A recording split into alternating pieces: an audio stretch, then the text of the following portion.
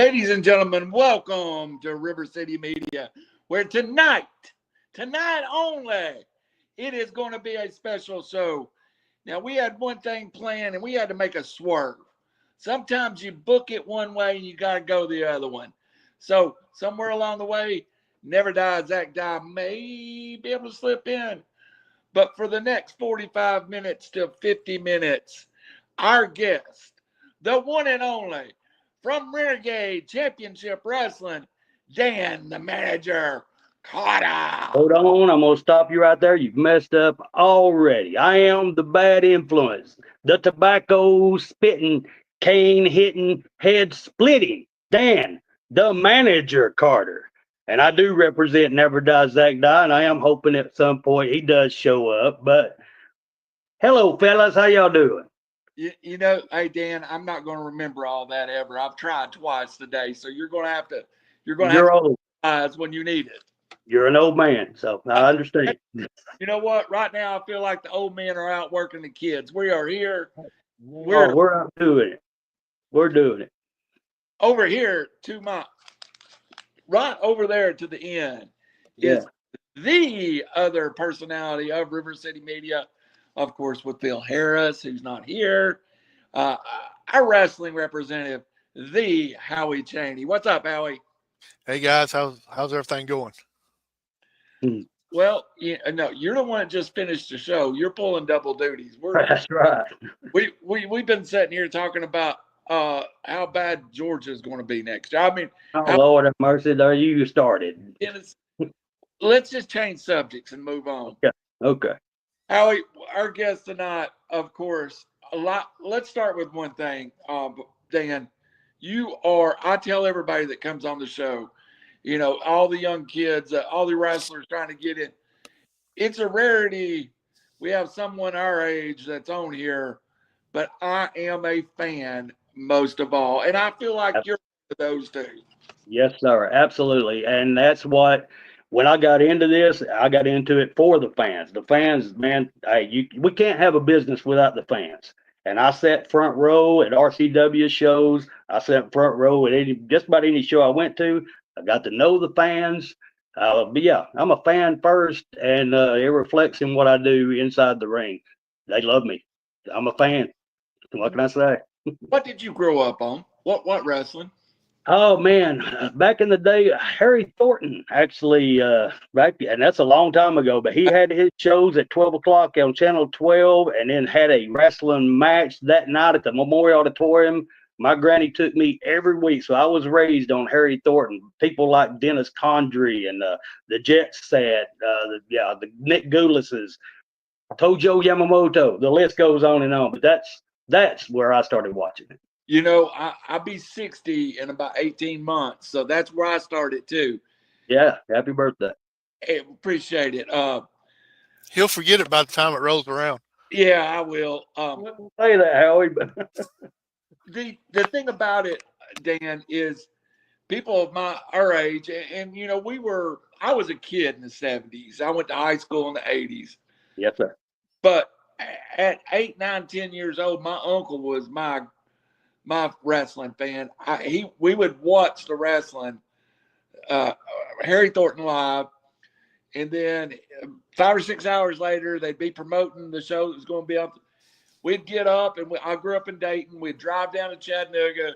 Yes. We'd stop at Nicky's, get a hamburger, or maybe if we had a little, we'd go over to Bee's and eat. Yeah. And then down to the Memorial Auditorium, and that's where I saw Ox Baker, Andre the Giant, Big John, Big Bad John, Jackie Fargo. It really was a great time to be a wrestling fan in Chattanooga. You're exactly right. And the talent that they had coming through there was amazing. You just named a bunch of them. I named a bunch of them. But, yeah, I don't think we've even scratched the surface. A very Macho Man Randy Savage. That's the one I was fixing to say, Macho Man. I remember when Macho Man came through. Bill Dundee. Hey, the list goes on and on. That was a good time to be a fan. Dan, did you start, Howie, I'll come to you after this question. Did you start as a manager? Because the first time I got acquainted with you was you were working as a ring announcer and kind of a host. Was that your first role in wrestling? Yes, I was a ring announcer to start with, and that didn't pan out well. But I am happy at home with the RCW.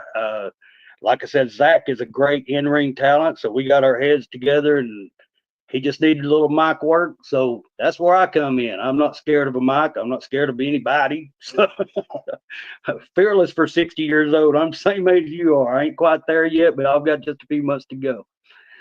Hey, Howie, it's nice that we get so many of these young kids on here that's 22 years old and breaking into the business. I feel like tonight we are just special. Named this podcast "The Old Man Ride Again." So That's right. Yeah. I'll turn it over to Chaney with a few questions. I feel great tonight because I'm the youngest one on here, and that's unusual. I'm 50, and I'm the youngest one on here. That hadn't happened in a long time. Hey, that's right. Yeah. Y'all was talking about going back in the day, going to the Memorial Auditorium and all that stuff. I had a visit back a few years ago with my aunt and uncle, and I was talking to them, and they were big wrestling fans, and they told me, they said their very first date, it was my uncle, my aunt, which was his girlfriend at the time, and his future father-in-law went to Memorial Auditorium to a wrestling match, and that was their very first date. Oh wow, what a first date! And they named off a lot of the people, and I'm not going to name them again because y'all named them off at that time because it was in the 70s when all this happened. So Dan, and I said this to get to this point, Dan, seeing these people come through, yeah, they were named these people and they were local celebrities, but did you ever realize that they were going to be national celebrities before it's all over with?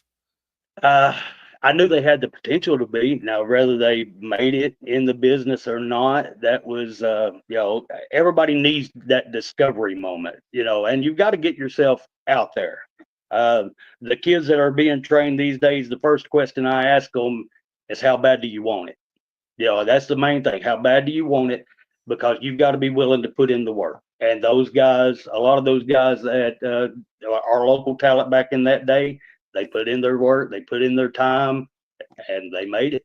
So great names have come through Chattanooga. Who would you say would be the biggest star that came through Chattanooga and ended up making it national? Oh man, that had to be the Macho Man. That had to be the Macho Man. He was a one of a kind talent even back in that day. But I mean, I got to see Jerry Lawler, even though he was from Memphis. He came to Chattanooga a time or two. But yeah, I'd still say Macho Man was the biggest name that I ever got to see live. Hey, let me throw in a little something. Macho was here every week. Chattanooga was a Saturday night. Macho was here every Saturday night. But what was also coming through that we really didn't talk about is you had stars from other territories, like the Chattanooga territory, Chattanooga Mid-America, had a agreement with the Sheik's territory in Detroit. So you'd get Sheik, Bobo Brazil, a lot of that you've never heard of. And Macho, I'm with you, Dan. Macho is Macho and Bobby Eaton are the two that come to mind.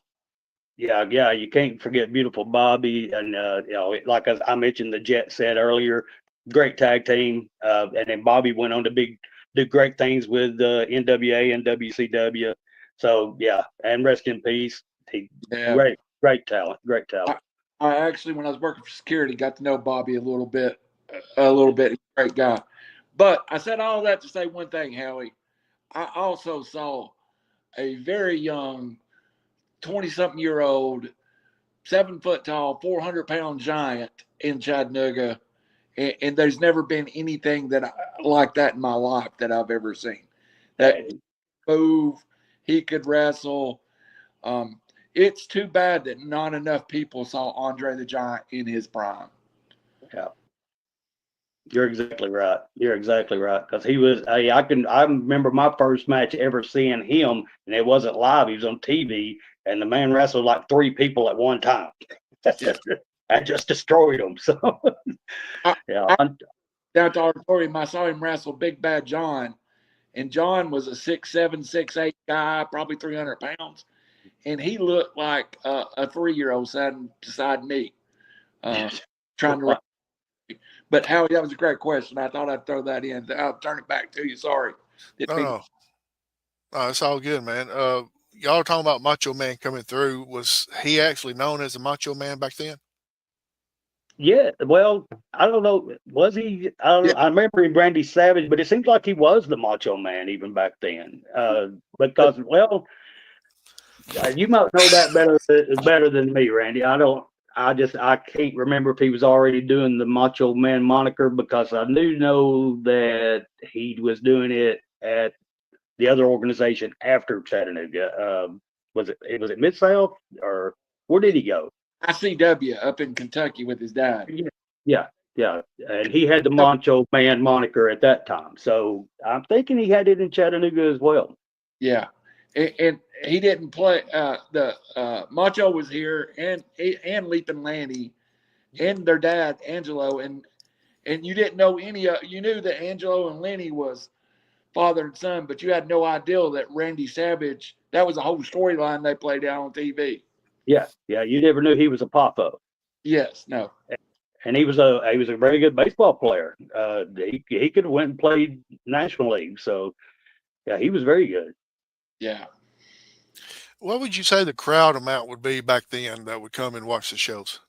Oh wow! Now the Memorial Auditorium, that's a pretty big place. But man, I'd say it was just about every Saturday night there was at least 200 to 300 people there. I mean, it was a good crowd every night. No. And the way it was fixed, I don't know if you've ever been inside there, but they actually had they had a stage area that sat behind the ring, and the wrestlers would come out and walk down the steps toward the ring, and then the seating was around them, and then you had another, like a balcony seat, now a gold circle and then a balcony. But yeah, you'd have people sitting up in the balcony seats. So yeah, Randy, is that where your daughter did the recital that I came to? Okay. Dancing recital, yeah, they do a lot of that there. They officially went for wrestling. The Memorial Auditorium seated 2,500, I believe it was. Okay. Yeah. A good night would be packed. A bad night would be half crowd. So right. Yeah. That so I didn't know how, it was more than we can draw now sometimes. right. Yeah, I didn't know how many of the place sat. So yeah, that was interesting to know that. So there may even be more than that every Saturday night. Yeah. It was always a good show. Did they have programs that you could buy, or they handed out while you was there? But yeah, I believe they always had a program that they handed out, and it let you know who was on the card that night. It had like a picture on the front of it of like the main event. But yeah, I bet you wish you still had those now, don't you? Yeah, no doubt. Yeah, no doubt. Well, I've still got the memories, but it would be great to have some actual proof that it existed back in that time. Randy, you was about to say something. There's a great website that's called Mid American Chattanooga that they have a lot of that stuff, pictures and posters and magazines up on that you can go to, and it's owned by Alan Moore, former wrestler, and you can. I know I go on there sometimes and just wished it was 1977 again. Yeah, those are the days, man. That's good days. All right, Dan, man, I'm going to put you on the spot right here. All right. What's the best match you ever saw there at Memorial Auditorium? Well, okay, here you are putting me on the spot, because it was Dennis Condrey was one of the biggest heels back in the day, and he was wrestling Bobby Eaton, of course. And Eaton was our son, our savior, and Bobby Eaton whooped him the entire match, and Dennis Condrey still ended up pulling out a victory at the end, and the whole crowd I mean, you talking about filling a ring full of garbage. They went crazy. Yeah, Condrey pulled out of some move there at the end, got a quick pin with pulling the trunks or something, and oh man, but yeah, he got whooped all over the ring that night and still won. I heard Jim Cornette say recently on a podcast, that's why they don't give beer out in bottles no more because fans was throwing the bottles into the ring, so they quit serving the bottles. Yes, yeah. That was a good thing. But yeah, I think back in that time, they were throwing cans, if I ain't mistaken. Yeah, beer can. I don't know if it was beer, but it was Coke cans, popcorn. They throwing all kind of crap. So let me go back to the crowd for a second. What was the ratio men to women in the crowd back then? Oh wow! Yeah, of course it's always been. I think it was more men, lots of kids. But you would be surprised at the female wrestling fans back in that day, even though the female wrestling wasn't a thing. We had female wrestling fans. The women loved the guys. They followed them around. I mean, some of them are built really good, so yeah, they come out and watch some half naked guys tumbling around in the ring for a while. But yeah, there's always been women wrestling fans. Always. I remember that back in Harry Thornton, there was an old lady sat in the front row every week and hit people with a pocketbook. Hated Tojo Yamamoto. Hated pocketbook. Yes, yeah. She swing for families at events like that. They would be. He talked about going with his grandmother, I believe it was, and I talked about going with my uncle. It was much more family going together, mom and dad with son or something than it is nowadays. Well, it was an inexpensive, fun thing to do on a Saturday night. Yeah, I mean, you just take the whole family, and I don't forget what admission was. I mean, I don't even think it was like $5 back in those days. $4. There you go. And even some of the kids got in free. So yeah, why wouldn't you? Shoot, something easy. Yeah, let's go have some fun. Let's go yell at some bad guys. It was always fun. Yeah, and back then everybody didn't have a TV in their home at the time, so they wanted to go out and do something. Yeah, yeah, that made a big difference. The one thing that I missed the most, we did a show back a year or so ago about things that we missed the most about wrestling today that was back in the day. And the one thing that y'all had back in the day there was managers, and that's what you do as well. Yeah. How big of a presence is it with a manager being out there interacting with the crowd?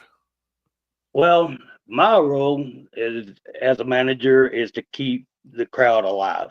I mean, if Zach's getting down, I can beat the match, and the crowd's going to get behind us and get him back in the match. And so, yeah, he loves to hear, as all wrestlers do, they love to hear the fan support.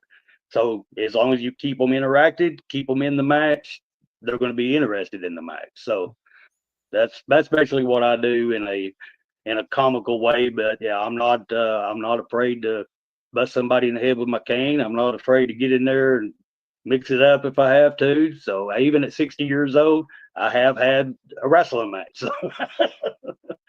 So with the cane and everything, are you like the modern day Mr. Fuji? I am a nicer version because, like I said, we are face. Mr. Fuji he would do it to win matches. I do it in self-defense. The cane is not a gimmick. It's an actual part of my anatomy at this point. So with Zach and everything, Mr. Fuji, he would come out dressed like his wrestlers were. So if we could get Zach to come out with face paint on, would you face paint you? I would. I'd do whatever. Yeah, I'd do whatever I had to do. I certainly would. Yeah. I mean, they want to put me in a tutu. I don't care. I'm there for the fans, buddy. As long as I can entertain the fans, that's all I want. That's all I want. They just go ahead. Dan. They spend their money to see us entertain them, and I want to make sure they get their money's worth. So I am all about the fans. Matter of fact, Zach and I started calling ourselves the Allegiance. We pledge our allegiance to the fans, and that's what we do, is make sure they have a good night every night they come to the matches. Dan, it was great to get to know you through wrestling just a little bit and how much of a similar path we rode. And here I am at 59 years old, and I have a podcast, and I get to go on and pretend I'm Harry Thornton a little bit, or or maybe you get to come on and be, George or Saul Weingroff or something. But Oh, what a name. I ain't heard that one in a while. you got to be old to know that one. Yes. I've been privileged to live out now some of my fantasies about wrestling and get to be part of it and get to know. But I say this to get to this point. These kids that we've been privileged to work with, and I include Zach Dye, and a 30-year-old is a kid to me. So it's not an insult, but these young men and women that we now have the privilege to work with, they love pro wrestling too. They're passionate. They're passionate about it. And it's like I said earlier, I love, they'll come up to me and ask me specifically if I'll watch their match and critique it. And as a fan, yeah, I'm able to do that. And I can point out spots that they missed or something else that they may need to work on just from a fan's perspective. And I think it's cool that they do come and ask me for that advice and stuff. And that's the RCW room is amazing. They really, really are. Yeah, I'm glad Big Ben Thrasher's coming back on the scene. We need to keep that quiet. I didn't say that, but he's really he is a great back in the locker room leader. I mean, we got Big Andy. He's awesome. Torque, man, the list of talent there. And you said the 30-year-old is young. Zach's not even 30 yet. He's still in his 20s. So, yeah, he's got a long road to go. So I'm hoping that I'm just going to hitch to him and ride it out, man. But you're talking about the RCW, and Big Andy's one of my favorite ever. And what class Andy is. But he's great. 19-year-old Ty Rose down there. Yes, yeah. Pat Rose's son. Yes, absolutely, man. He is going to be great. That boy's a monster. Yeah, and a great young man. I say the same about Andy. I say the same about Zach. I say the same about these are good young people that you hope your children grow up to act like these young men and women. Absolutely. And everybody that I have come to in contact with, most of those kids, they'll come up very respectful. Yes, sir. No, sir. They're very well mannered kids. And but speaking of Ty, have you heard him sing? Yeah. Wow, he's an amazing talent in the ring and on the sing, man. He's good. I've been privileged to have Camden Smith and Ty Rose on here, and it's amazing how they look alike. But Camden, of course, is the musician, and Ty the pro wrestler. But exactly, yeah, they've got the same mom or dad. I can't remember which one. Twins, I don't know. But let's talk about RCW just a little bit. Something we don't, a little bit kind of away from Chattanooga, but it's in the Chattanooga area. I think they call home. But it seems to be a place that draws people from like not just Chatsworth, but the surrounding area and good following to RCW. Oh, man, yeah. We're packing out houses every week. And you mentioned that because I had 9 or 10 of my personal friends who came to watch the event from Chattanooga the other day. They made the drive to Chatsworth, Georgia. So, I mean, the RCW, the show they put on is for the fans, and they do a damn good job of making sure you're entertained while you're there. They're not just some little rinky-dink outfit that's going to just put on a half-ass show. They want you to enjoy yourself while you're there. It's where you and Zach kind of made home, but they also give you the ability to go out and kind of apply your trades at other. And I know y'all are involved in C1W and a couple of other places. Where all could we see you and Zach together? Well, there you go. A great question because, I mean, and we're wanting to branch out too, but RCW is home. If there's an RCW show, chances are Zach, Dye, and myself are going to be there. C1W, if we're off that particular week, we may do a C1W show on our off weekend. If there's a Friday night show somewhere and somebody wants to pick us up, hey, you get a hold of me or Zach, we'll be there. Sunday afternoons, we may be starting back at the VFW. That may be in the makes too. So we may be bringing it back to Chattanooga pretty soon. That is in the makes. Howie, we might have some breaking information there, but you just got an inside scoop. You really did. But it's one that I am happy to be able to announce that you heard it here first. But it is going to happen. It is going to happen. We will wait on that one, but that is great news because there can't be enough wrestling. Oh, Lord, no. I want to remind you of something, and you can take over the question. The first time we saw Zach, Dan wasn't his manager yet, but Zach about put an old man in a hospital because Zach Dye has got more energy than Bunny. He reminds me of what's the Sonic the Energizer? Yeah. He kept screaming through the ring, and I started grabbing my heart and thought I was going to have a heart attack. Just making his entrance. So Zach Dye is full of energy. Yeah. I enjoy seeing Zach. Howie, take over and ask some questions. And man, how much do you enjoy? You started out being a ring announcer. Now you've gone to a manager.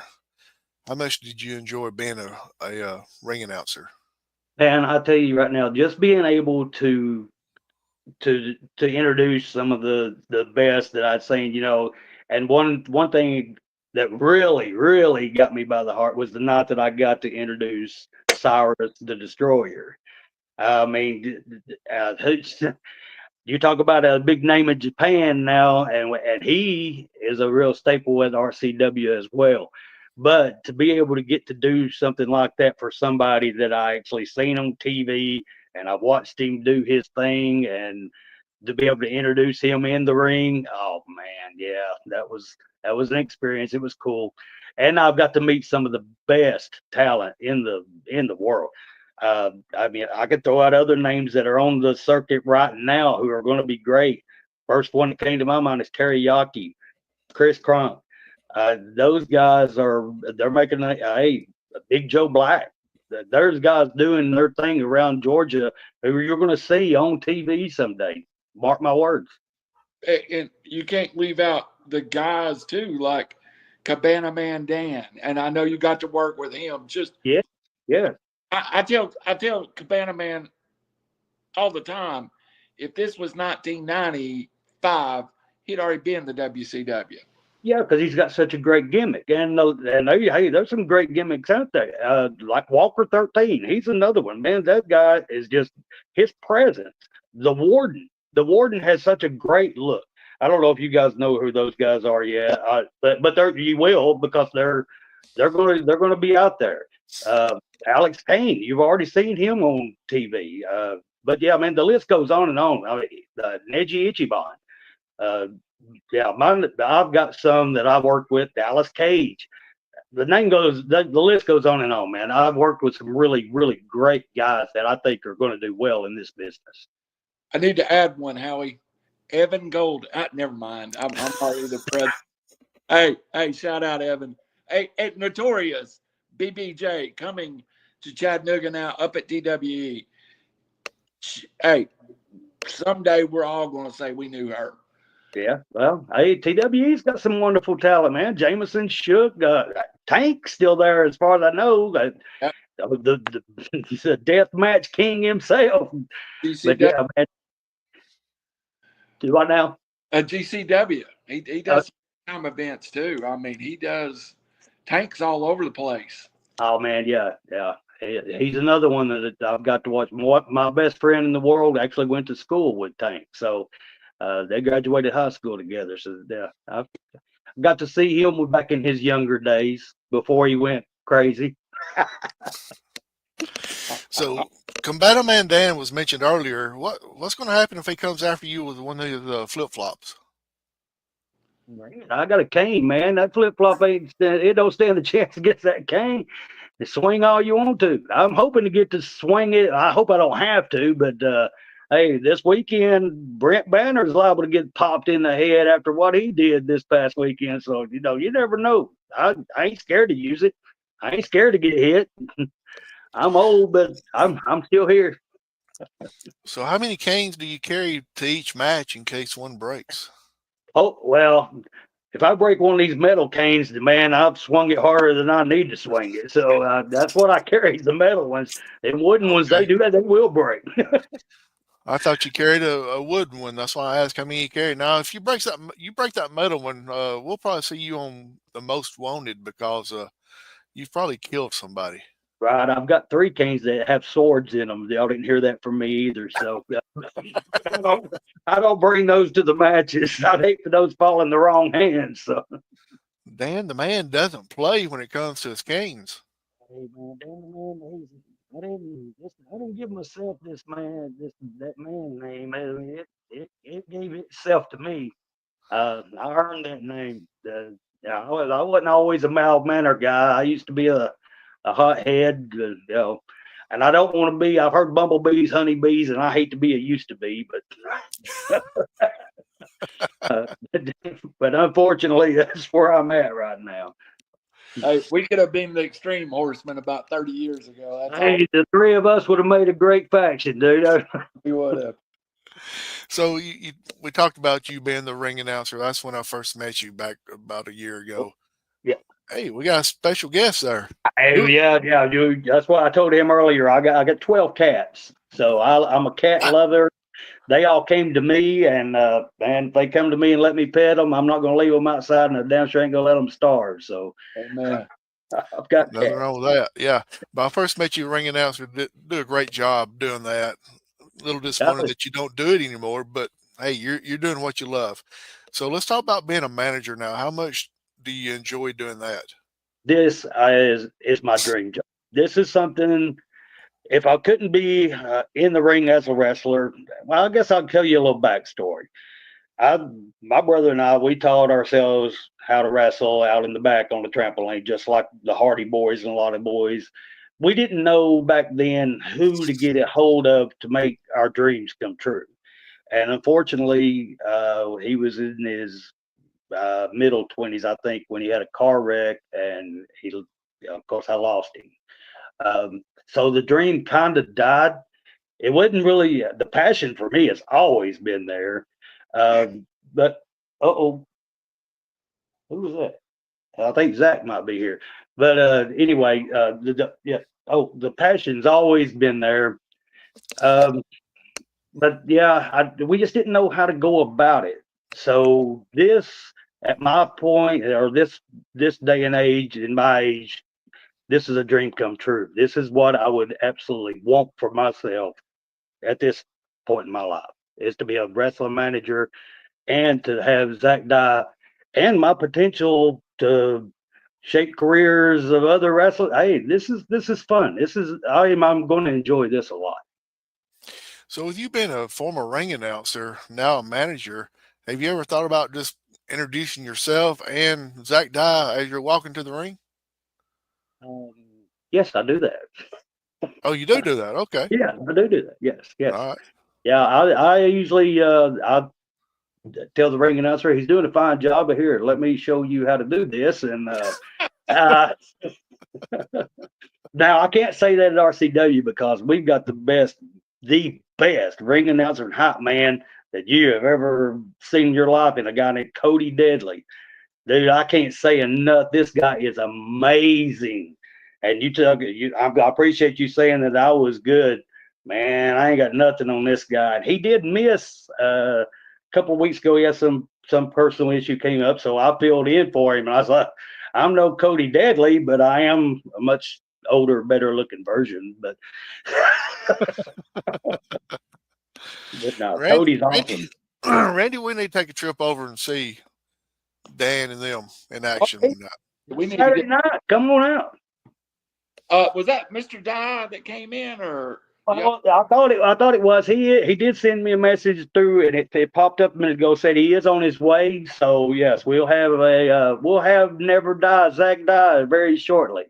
Oh, that's awesome. Maybe we'll get him on here for a minute. And of course, are doing another, of course, our friend Joseph will have a interview right after this that's going out live, and you'll see this, folks. If you don't realize this, on Thursday night we release.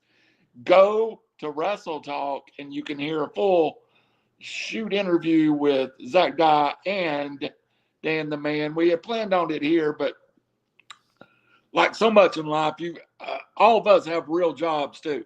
Absolutely. Yeah. And you know, that's something I was going to bring up, Dan. All of the people doing this, you know, a lot of them, 90% of them have full-time jobs. They take their time that they have with family and girlfriends and kids, and they get on the road and they make towns. Yeah. It's different than it was in 1977. They have to be, and a lot of times they're paying for training at the same time. So, yes. Well, you remember back in the day we had territories. yes. And yes, so you didn't really have to go far to, if you were in that area, that was your home base, but they were on TV doing their thing every week and they got noticed. So now, since there is no territories, now you have to travel to different shows. And you're right, these guys, they have full-time jobs and they ain't getting paid a whole lot to do these shows. But I mean, putting their body on the line, but hey, they're great at what they do. Absolutely. I enjoy, I know I do enjoy watching the WWE on WrestleMania weekend or AEW when they have an event. I enjoy it. Yeah. But to have more fun on a random midday Sunday to drive 15 miles from my house, and it might be somebody they've never heard of in Arkansas, but it doesn't. They aren't great talent. Yeah. Yeah. Yeah. Hey, but fortunately, I'm in the business now where I'm actually being able to work with some great talent. Man, these guys are awesome. Awesome. C1, RCW, wherever I go, I know there's going to be some good talent there. And just taking Zach with me, I know there's going to be one good match on the card anyway. You know, I was going to wait before Zach gets there. I want, if we get him, that would be great. But everybody, please go back to Wrestle Talk. Get to spend pick Zach's mind a little bit. Absolutely, yeah. Get here, yeah. He needs to hurry up and get here where he can do some talking. Yeah. What makes Zach good though, Dan? Well, I'm gonna say Zach's dedication to his craft. I mean, I can't really remember exactly how long he's been in it, but he's 25, 26 years old. He started when he was young, and he just set his mind to it that he was going to be the best in-ring wrestler, and he wants to put on the match of the night every time he gets in the ring. That's his goal, is to put on the best match that he could possibly put on that night. His mic work isn't exactly where it should be, but mine is.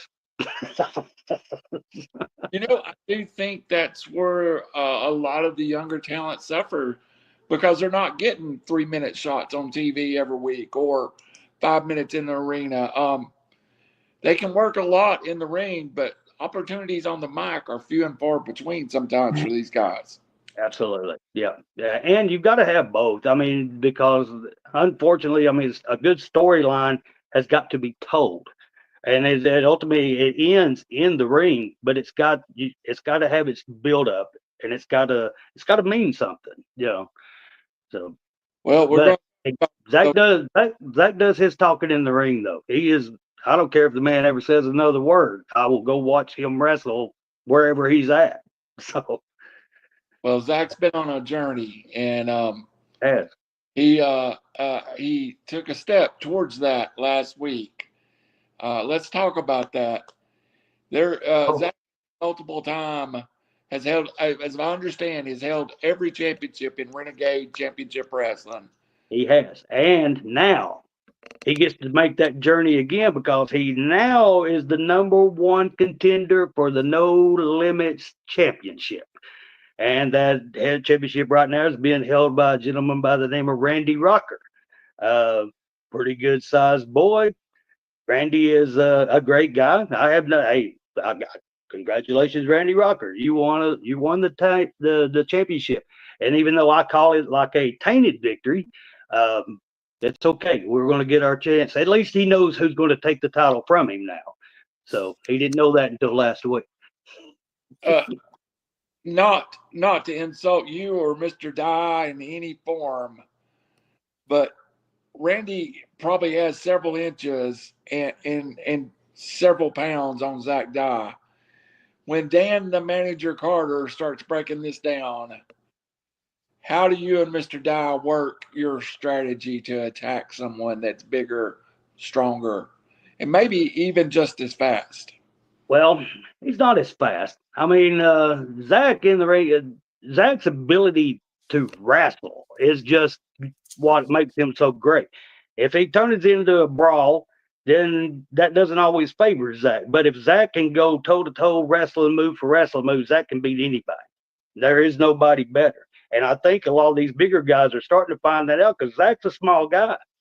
But yeah, he's just got his heart so huge that never die. You can't kill the boy. His name fits him. Never die, Zach Dye. And I'm proud of him. And if things get too crazy, if somebody gets involved, like I said, his manager don't mind swinging a cane. So we'll figure it out. But I don't think we'll have to come to that with Randy Rocker. Randy Rocker is a good guy. He's a stand-up guy. He is a big guy, and the boy can go. But he's not Zach Dye. I ain't worried about him at all. I don't worry about none of them when Zach's in the ring. They may be bigger, they may be badder, but they're not better. This Saturday night, we have somebody that I don't think of as that you look at in the same form as Randy Walker and Brent. Well, Brent, like I said, Brent's another one, man. He has done everything in this business, and he is a big, strong boy. That boy's got muscles in places most people don't even have places. But he's a little touched. And what he did this past weekend is coming out and trying to cost Zach that match. He's kind of pissed me off. So he's going to get his this weekend. Before we can take care of Randy Rocker, we're going to have to deal with this Brent Banner issue. And yeah, Brent, if you're listening, son, you might as well get ready because you're getting your ass kicked. So. And that this Saturday night, I believe. Yeah, that's this Saturday night at the RCW Tabernacle in Chatsworth, Georgia. Brent Banner is going down. Well, Brent. Brent's. I'm trying to find the right way to say this. Brent's been around a long time too. Yes. Where is Zach's advantage? Is it hole for hole wrestling, or is it in the speed, or is it in the fact that Brent Banner can't kill Zach Dye? Never. Well, that's the main thing right there. You said it right there. Yeah, Zach's not going to quit. Brent can't out wrestle him. Now he can outpower him. Now agility wise, hey, Brent can go too. Man, if they want to turn this into a marathon match, it'd be at the fans' pleasure because I believe both of them could go for 30, 45 minutes to an hour. And it'd be a great match all the way through it. But yeah, the thing with Brent, he's about to get out wrestled. As long as we don't turn this into throwing punches, which I mean Zach can do that, but yeah, he's throwing punches with a powerhouse. So yeah, he needs to watch that. So, but wrestling, he can surely out wrestle him. When these guys start talking about the matches, and I do it every time, I start getting goosebumps, Dan, and that's the greatest part of it. And I think it is. I say this wholeheartedly. We started out with a national podcast that was doing AEW, TNA, WWE almost exclusively. And we've evolved into a I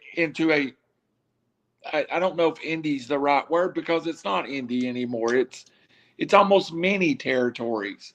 But we've evolved locally, and Howie would tell you the same thing. And I'm going to ask you, and then swap it over to Howie. Being involved in wrestling in the Chattanooga area, this is a hotbed. How many? We've talked about it some. How many guys that are in Chattanooga right now could be the next breakout star, could be the next guy we see in TNA? Oh, wow. In the Chattanooga area? Or are you just talking about like RCWC1, TWE, any of those? Yeah. Oh, wow. That is an endless list for me because, man, like I said, some of the guys that I've got to work with alone, and we've named a lot of them tonight, any of those guys could easily walk into NXT or any of those TNA, Ring of Honor. They could walk in anywhere and compete and win championships. A lot of them are that good. So yeah, man, I don't I don't know how many, but I'll just say over half of them, and that's saying a lot because there's a lot of them. Hey, and you've said two names earlier, and I didn't give them their flowers, but Chris Kronk, Jameson Shook, both are great minds for the business, and both could be stars tomorrow. Yep, absolutely. Yep, absolutely. And they, of course, now I'm a drinker, but yeah, neither one of those guys are drinkers. They're straight edge. They try to do everything the right way, live right, take care of their bodies, and put on great matches, killer matches. I love to watch them wrestle each other, and I could watch that all the time. I'd like to see them form a tag team, maybe. Good night, man. You're right. Those two guys right there, along with many, many others. I mean, we've already mentioned Big Andy and several of those. Man, yeah, any of those guys could easily go anywhere, and you could see them on TV anytime. Big Andy. They just need that break, that discovery break or something. I don't know. Big Andy would have been a superstar back in the territory days. He's Yeah. 6'6", 350, and moves like a junior heavyweight. Yeah, he is. Oh man, yeah, and super guy, man. He is just super guy. Ain't making him mad though either. So Yeah, I'm not making him mad. me neither. Me and you together ain't making him mad. Oh. Ask Mr. Dan, the manager, some questions. I'm going to cut my mic off for just a minute, and I'll be right back. All right, buddy. All right. He didn't cut the mic off. He just disappeared completely. He did, man. He said, "Y'all take this." Yeah, absolutely. Hey, Dan, let me ask you, how do you and Never Die Zach Die prepare for a match? Well, it's a lot of he prepares a lot different than I do. We don't actually do our own thing because he'll stick in his earbuds and turn on his favorite rock song or rock album, and he'll just jam out and get in his own head. I get what they call nervous anxieties because I can't keep my mouth shut anyway. So I'll just pace the floor and find somebody to mess with and talk to them. But I just never shut up. So there is no prep for me. I just say what comes natural anyway. So right.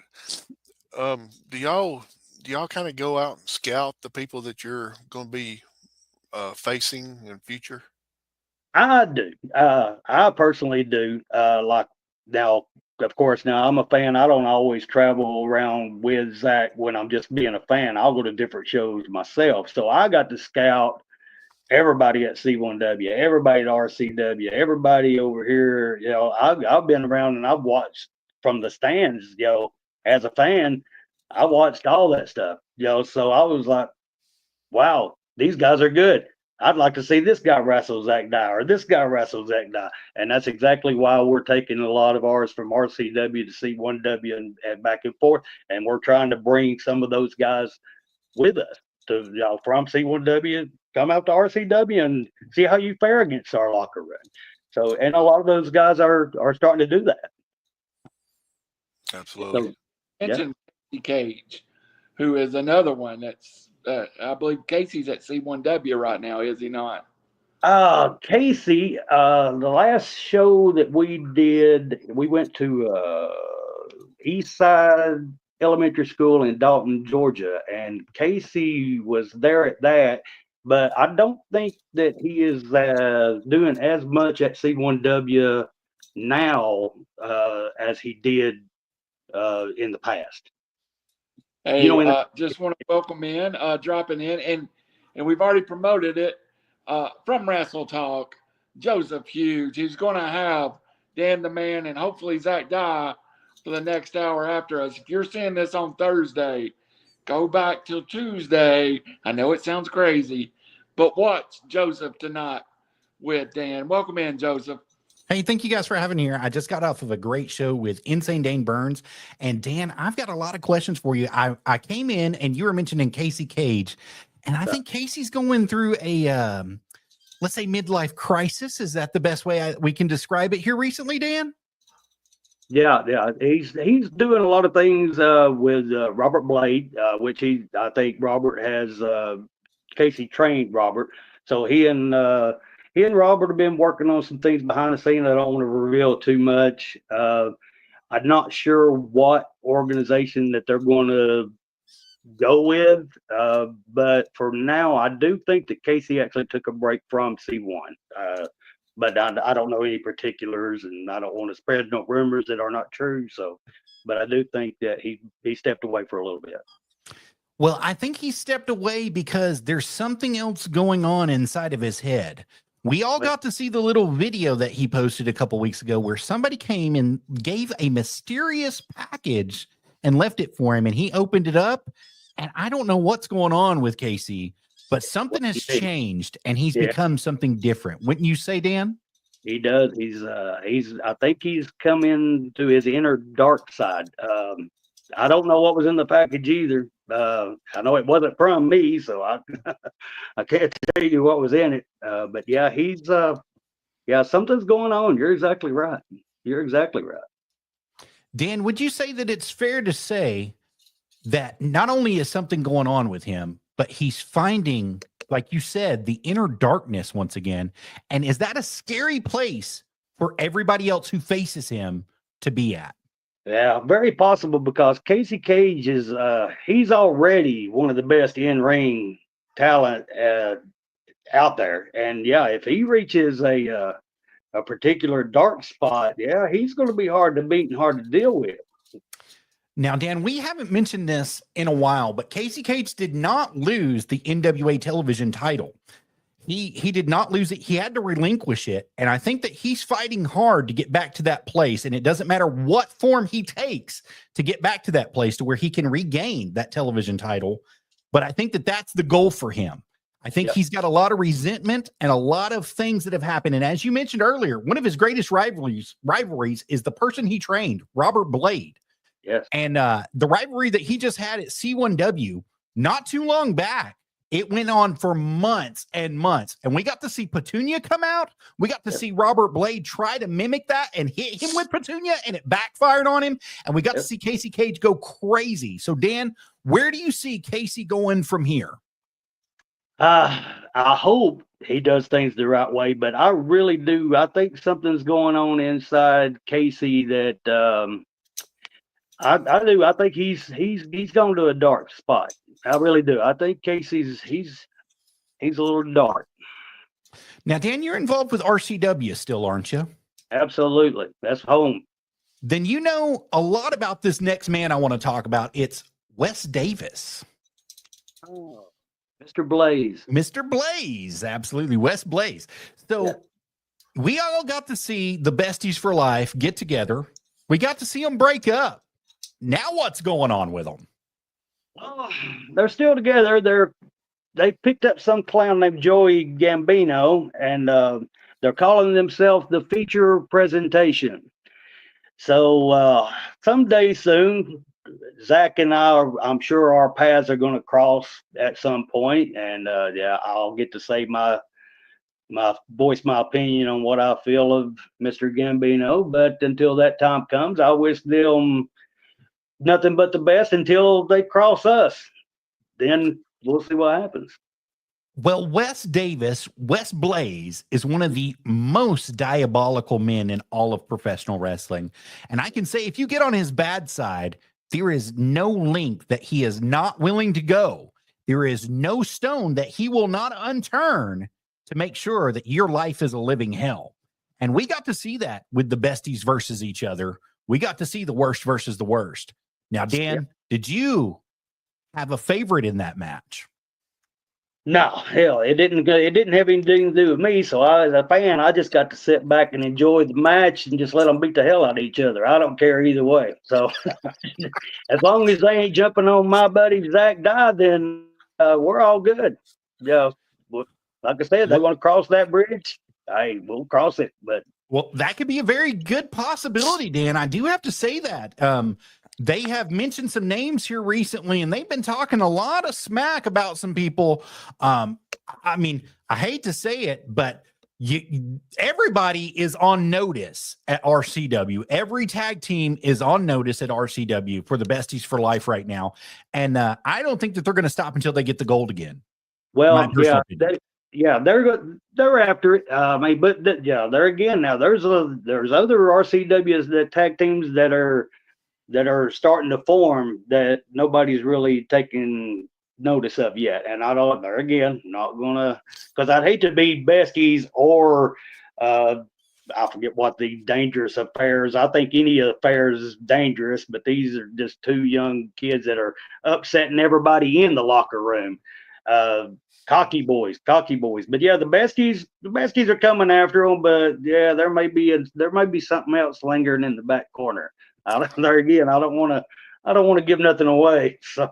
Well, do you think that they crossed the wrong path with Aiden Wright? We got to see them kind of have that little confrontation a couple weeks ago. Do you think that that they kind of messed up a little bit there with Aiden? Well, Zach is now you're coming in now, but Zach is the new number one contender for the No Limits Championship, and he had to do that by beating Aiden Wright this past Saturday night. Aiden, House of the South, man, this guy can go. He's no joke. But we could talk about this upcoming match with Brent Banner, because Brent Banner came out and tried to cost Zach the match. All he did was piss me off. So we got Brent this weekend. We got Aiden Wright behind us, and we got Randy Rocker in front of us. So we know what we're doing. We've got a path, and we're just going to have to stick to the path and let it work itself out. We'd much rather go ahead and take on Randy Rocker this weekend for the belt, but we're going to have to deal with this other idiot first. Absolutely. I couldn't agree with you more. However, you got to admit, like you said, the Hoss of the South is on a mission. He's on a mission to keep that thing, and he is going to do whatever it takes to be that man. And he will be that man one way or another inside the ring. He's got to go through Big Andy right now. Big Andy's on a roll. Big Andy's, they hate each other.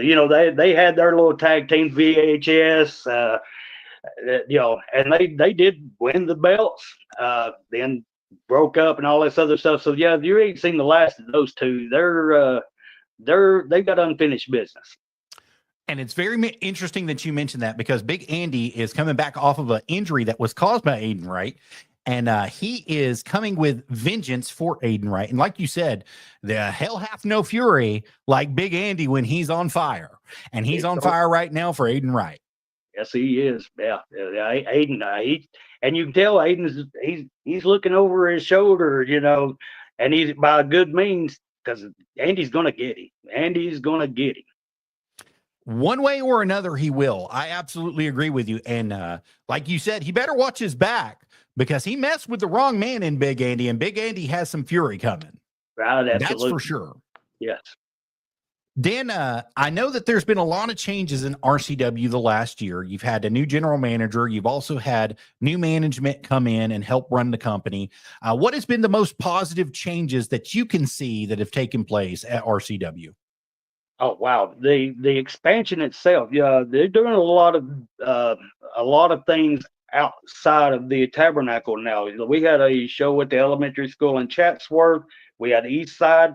We've got Benton, Tennessee coming up. We've got another show in Dalton, Georgia coming up. So they're expanding the brand and they're getting more talent in. CJ Holloway's came back. Yeah, the brand is definitely headed in the right direction. I'm proud to be part of RCW. And do you see a return of one Alex Michaels soon? Alex, he is holding gold at C1W at the current moment.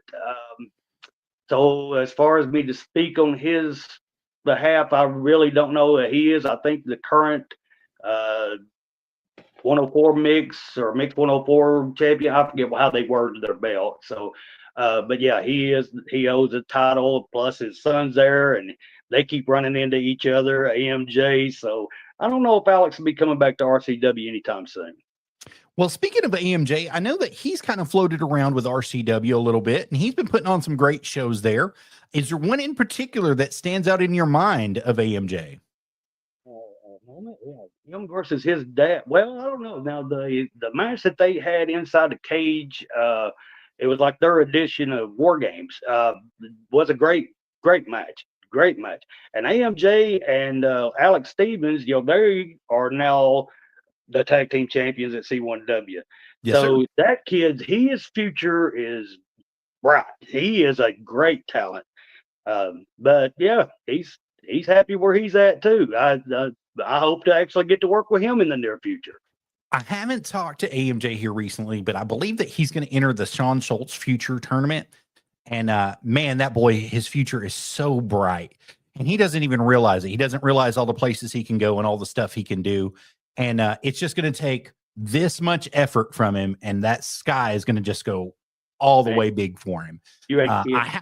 I have to admit, I'm kind of a little bit jealous because there's some people who have been in the industry 10, 15, 20 years, and it took them that long to get all the way to the top. And that kid is just floating on a rocket ship getting there. So I'm kind of just a little bit jealous, but I have to give credit where credit is due. The kid can hold a crowd. He knows how to work the crowd. He knows how to make it energetic, and he knows how to get excitement and get the pop he needs from everybody that's out there. And he does it in such a fashion that he's going big places in the future. Whether WWE has ID'd him or not, or whether NWA has ID'd him or not, somebody is going to ID this kid and he's going to go somewhere. Absolutely. Would you agree? Yeah, I do totally agree. Yeah, he's such a great talent. And like you said, not been in the business that long and already turning this many heads. He just got to work a match 2 weeks ago against Mr. Kennedy. Great match. Of course, I was a huge Mr. Kennedy fan.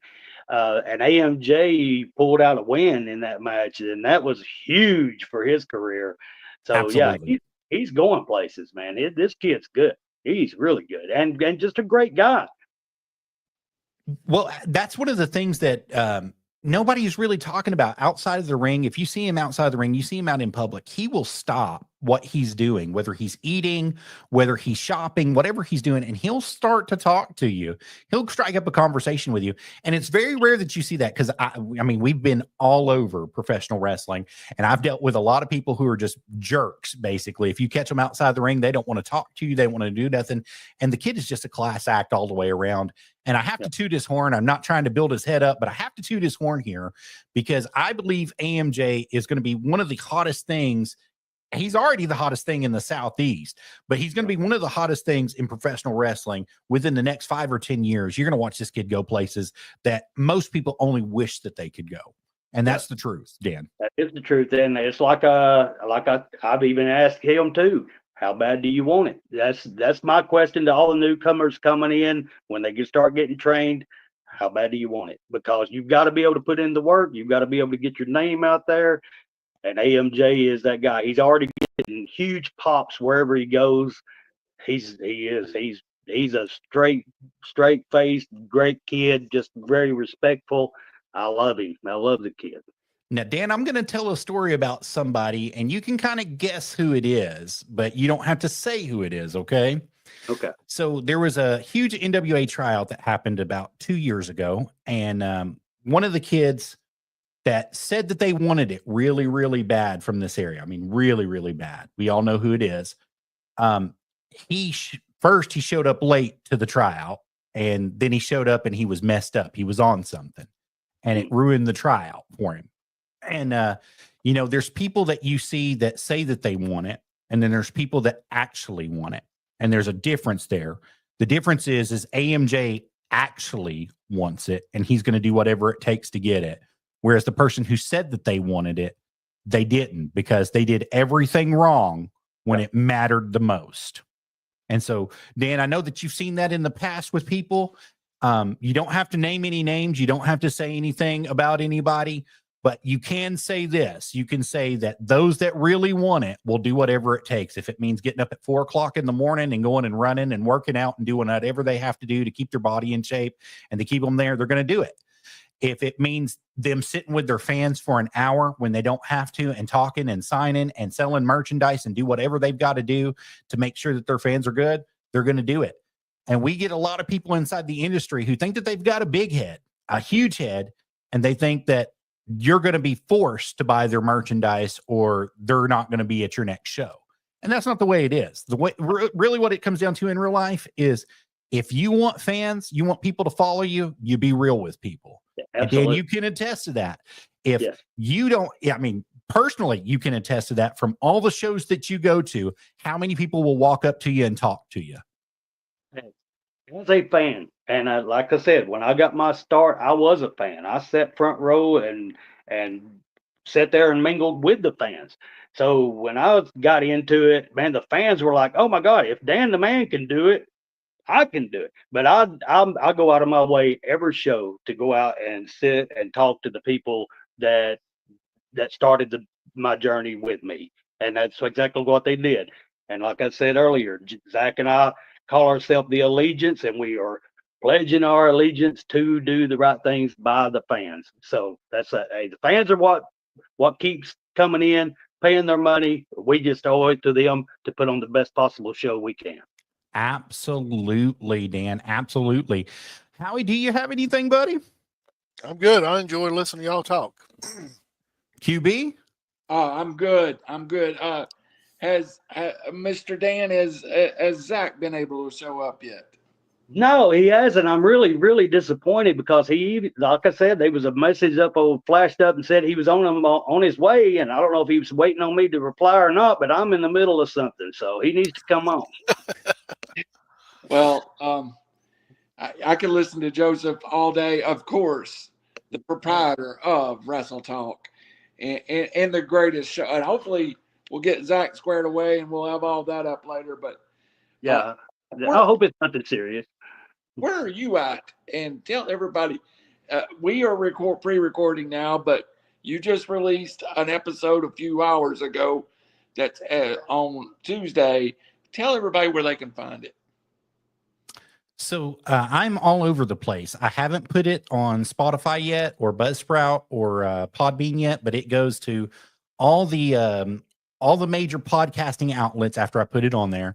But you can catch me at facebook.com, and that's Joseph, JOSEPHD HUGHES, just like it's spelled down there, but there's a D there. Joseph D. Hughes is where you can catch it on Facebook for absolutely free. You can catch me on Rumble at a Rabid Beaver, spelled just like it is underneath my name, ARABBID 3 AVER. On twitch.tv at a Rabid Beaver. You can catch me on Daily Motion at a Rabid Beaver. You can catch me on LinkedIn at Wrestle Talk with a Rabid Beaver. You guys can, I mean, there's about 30 places. Most of them are all a Rabid Beaver. But you guys can catch me just about anywhere and everywhere. Instagram, I'm Joseph Hughes 601. I go under my name there.